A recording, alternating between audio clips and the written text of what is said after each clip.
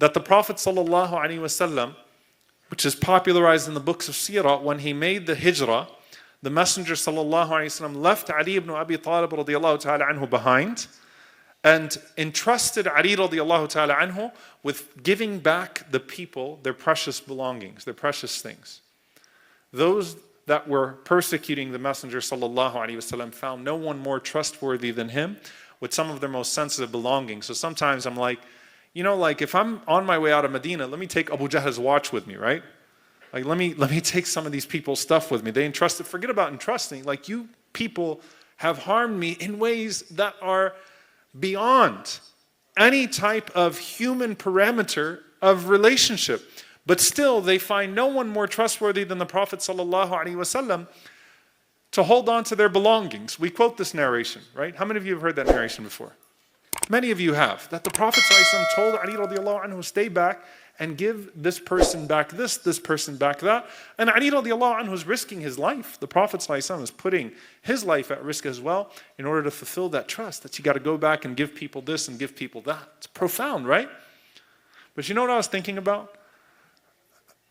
Do you know how many secrets the Prophet ﷺ probably had about some of his enemies that he never divulged?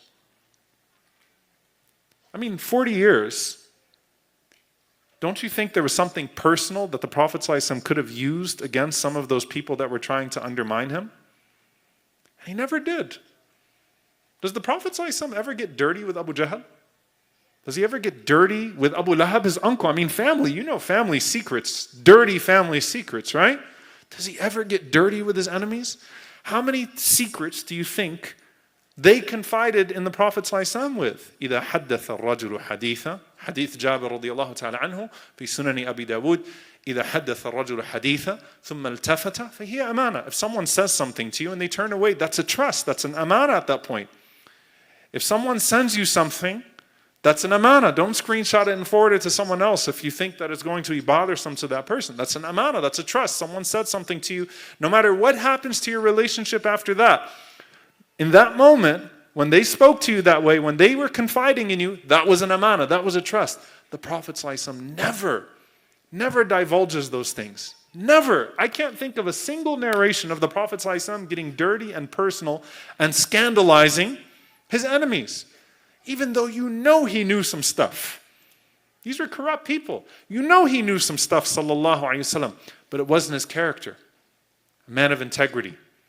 And subhanallah, those enemies of the Prophet sallallahu alayhi wasallam, they did not leave a single insult out, right? When they were coming up with the insults. He's a madman, he's a poet, he's a sorcerer. But they couldn't call him dishonest. They couldn't call him a kadhab. They could not.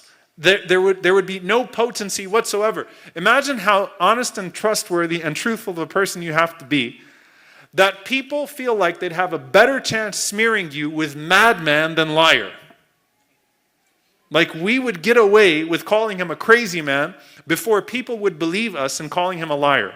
Because he's too honest. His track record is clean.